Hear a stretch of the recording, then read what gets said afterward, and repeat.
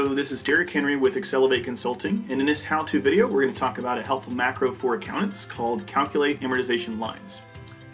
Now, what you would use this for is in case you have prepaid expenses or maybe some type of an accrual and you need to show how that should be allocated amongst different periods depending on what you paid in the start and the end term.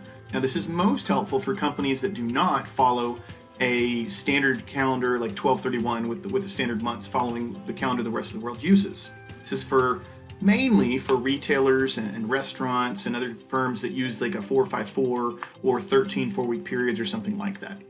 So you're going to run this in a couple different ways. One is by using the ribbon. You can go up to the Other in the Accounting category and click Calculate Amortization Lines, or you can use the search box.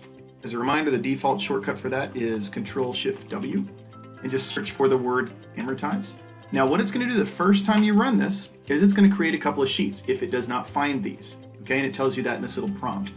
One of them is called Period End Dates, has all the instructions and inputs on there, and one's called Transaction List.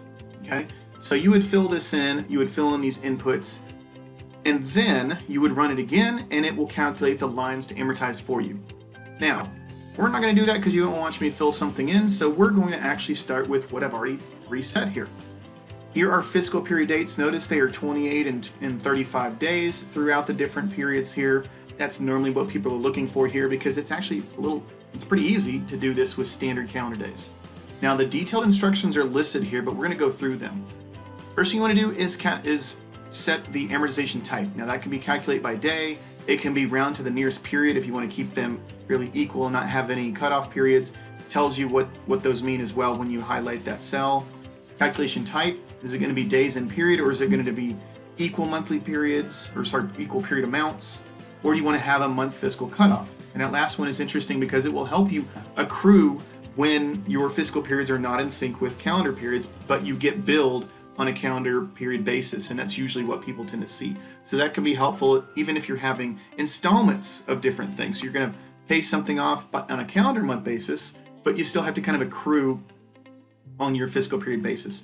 So those are your other options there. You're also going to specify the start date and the end date columns.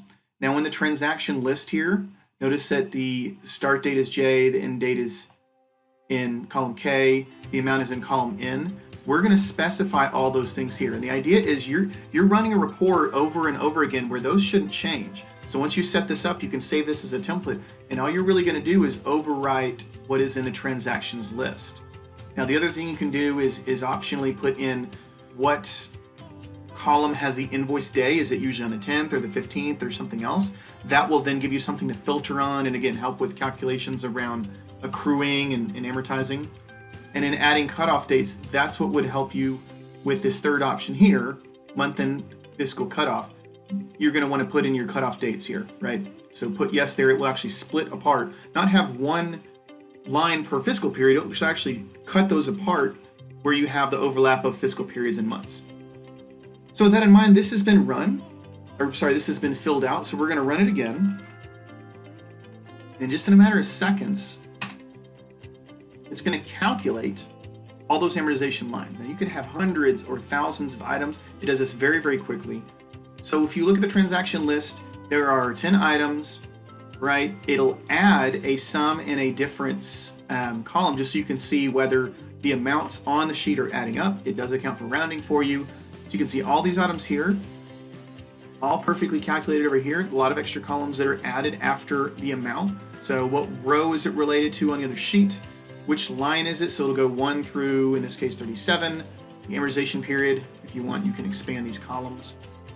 What's the amortization amount, the starting balance, ending balance, and you can see how it goes towards zero here, right? So it starts at almost $1.1 million.